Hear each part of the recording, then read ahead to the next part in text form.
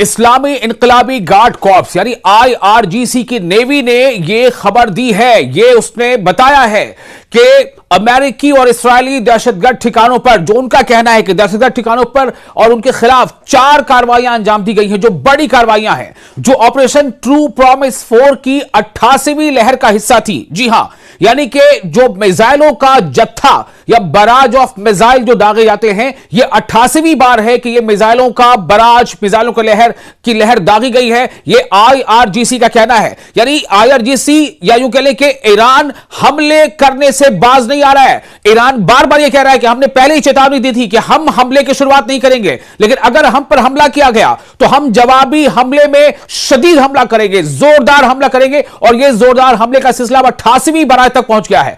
IRGC यानी Islamic revolutionary guard corps के public relation जो शोबा है, उसने ऐलान किया है कि नौसेना बलों ने यानी नेवी ने दुश्मन के ठिकानों पर भारी हमले किए हैं।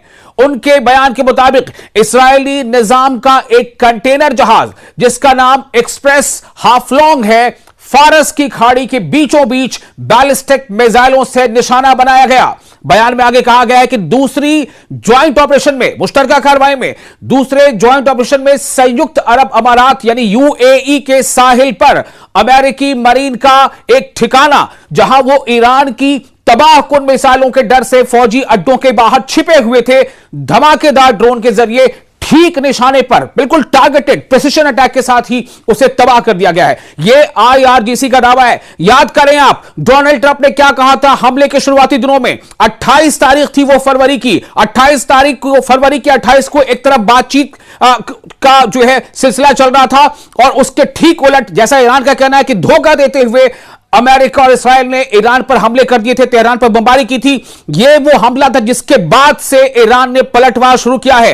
आईआरजीसी नेवी ने बहरीन में मनामा एयरपोर्ट के करीब अपने बेस के बाहर तैनात अमेरिकी 5th फ्लीट के काउंटर ड्रोन सिस्टम को भी तबाह कर दिया।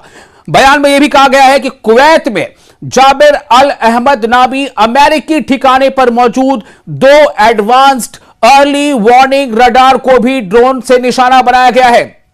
तो कुवैत में भी एक तरफ जहां इस्राएली टारगेट्स को लगातार हिट कर रहा है ईरान यानी आईआरजीसी, वहीं दूसरी तरफ मिडिल ईस्ट में, जिसे हम कहते हैं वेस्ट एशिया में भी यानी मगरबी एशिया में भी, चाहे वो सऊदी अरब हो, चाहे यूएई हो, या बहरेन हो, या कतर हो, या जॉर्डन हो, या कुवैत हो, इन तमाम मुल्कों में जहां कहीं भी अमेरिका के बेसेस हैं, अमेरिकी फौजी अड्डे हैं, या दूसरे अमेरिका का जो वहां पर पूरा रडार सिस्टम है, जो मिलिट्री या वॉर के लिए जो कम्युनिकेशन सिस्टम है, उसे चुन चुन कर ईरान निशाना बना रहा है। आईआरजीसी के बयान में दोहराया गया है कि जल डबरू मध्य हर्मुज यानी कि स्ट्रेट ऑफ हॉर्मुज, जिसे हम कहते हैं आबनाए हुर्मुज, वो पूरी तरह से उनके कंट्रोल में है, ईरान के कंट्रोल में है। और इस हद तक कंट्रोल में है कि डोनाल्ड ट्रंप भी अब यह बयान देने पर मजबूर हो गए हैं कि स्ट्रेट ऑफ हॉर्मुज पर कंट्रोल खत्म किए बगैर हम जंग से बाहर निकल सकते हैं। यह डोनाल्ड ट्रंप का कहना है, क्योंकि डोनाल्ड ट्रंप ने जितनी ताकत लगानी थी अब तक लगा ली। डोनाल्ड ट्रंप ने कई दूसरे मुल्कों को स्ट्रेट ऑफ हॉर्मुज को खाली कराने के लिए मदद की अपील की, मुल्कों ने उनकी बात नहीं मानी।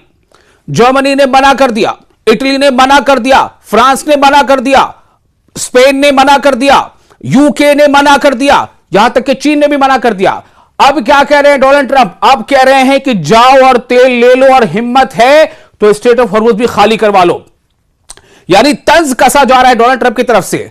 आगे बताता हूं कि बयान में जो आईआरजीसी ने जो बयान दिया है, उसका कहना है कि स्ट्रेट ऑफ हॉर्मुज पर हमारा अभी पूरा कंट्रोल है।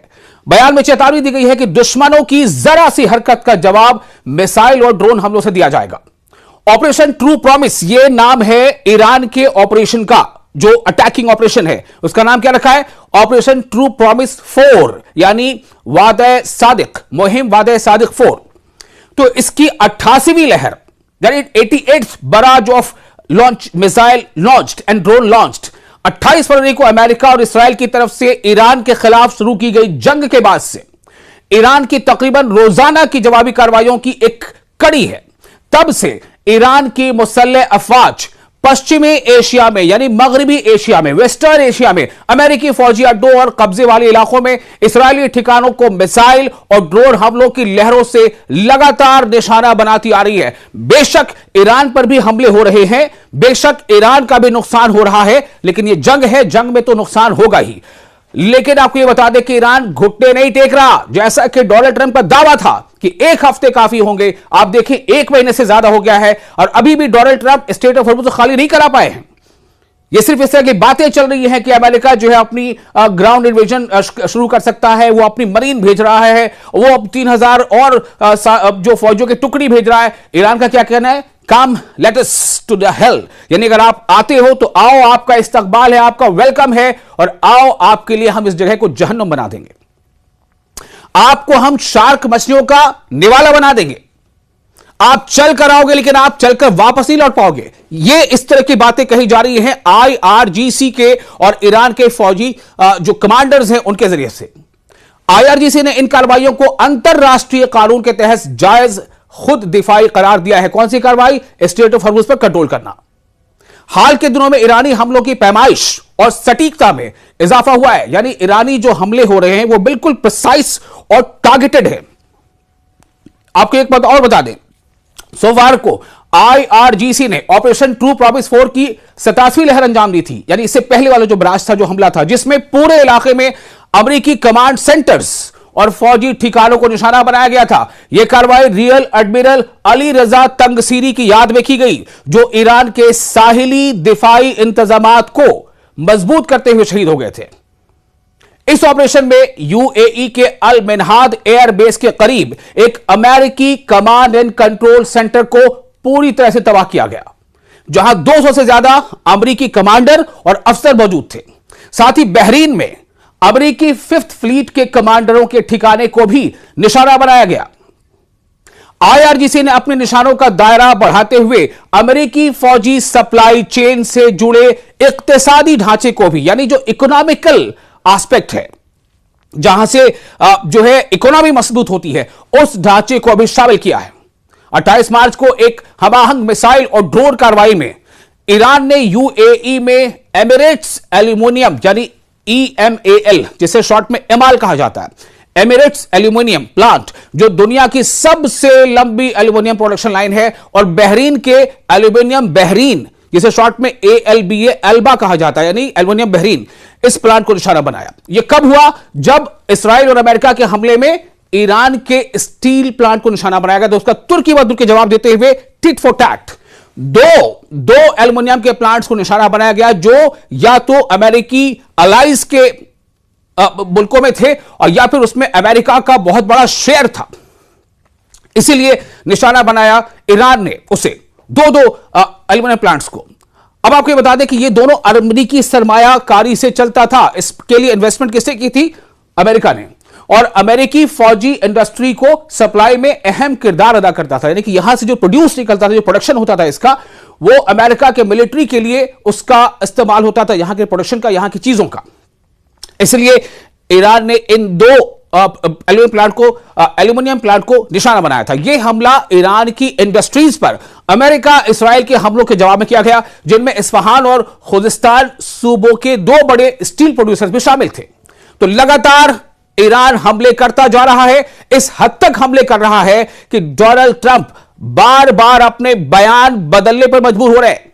कभी वो कहते हैं कि स्ट्रेट ऑफ हॉर्मुज़ को मैं खाली करा दूंगा, कभी कहते हैं कि आओ दुनिया के तमाम मुल्क को हमारा साथ दो, हम स्ट्रेट ऑफ हॉर्मुज़ खाली करा देंगे, फिर कभी कहते हैं कि हमें नहीं कराना, हमें स्ट्रेट ऑफ हॉर्मुज़ से कोई मतलब नहीं है, जिसे वहां से तेल गुजारना हो वो खाली करा ले।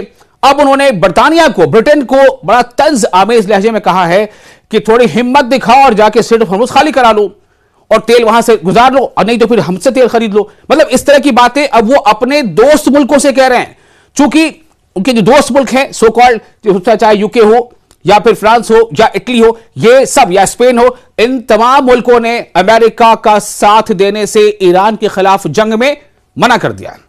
इन मुल्कों का यही कहना है कि ये वॉर, ये लड़ाई आपकी लड़ाई है, हमारी नहीं। यहां तक कि फ्रांस के जो इमैनुअल मैक्रो हैं, उन्होंने तो एक अजीब सी बात कह दी थी कि हम किसी देश के राष्ट्रपति जिसकी उम्र 79 साल की हो गई है, उसके मूड के हिसाब से फैसला नहीं ले सकते। और इसी का जवाब डोनाल्ड ट्रंप ने शायद अब दिया है एक तंजिया लहजे में। फ्रांस को भी इशारे में कहा है और यूके का तो बाकायदा नाम लेकर कहा है कि आप जाकर के हुर्मुज़ खाली कराओ और तेल ले लो, हिम्मत दिखाओ और जाके लड़ लो, हम आपके लिए नहीं लड़ेंगे। अब ये अमेरिका का कहना है। अब आप देखिए ईरान की आखिर ये कैसी स्ट्रैटेजी है कि ईरान ने अमेरिका और उसके दोस्त ममालिक के बीच में ही दीवार खड़ी कर दी, और वहीं दूसरी तरफ ईरान को एक के बाद एक कई मुल्कों का सपोर्ट मिलता चला जा रहा है। या तो कुछ मुल्क ईरान के सपोर्ट में अपनी आवाज बुलंद कर रहे हैं, या फिर कुछ मुल्क ईरान का सपोर्ट का भले ही वो ऐलान नहीं कर रहे हो, लेकिन वो अमेरिका का भी साथ नहीं दे रहे हैं। इतना ही ईरान के लिए शायद बहुत काफी है।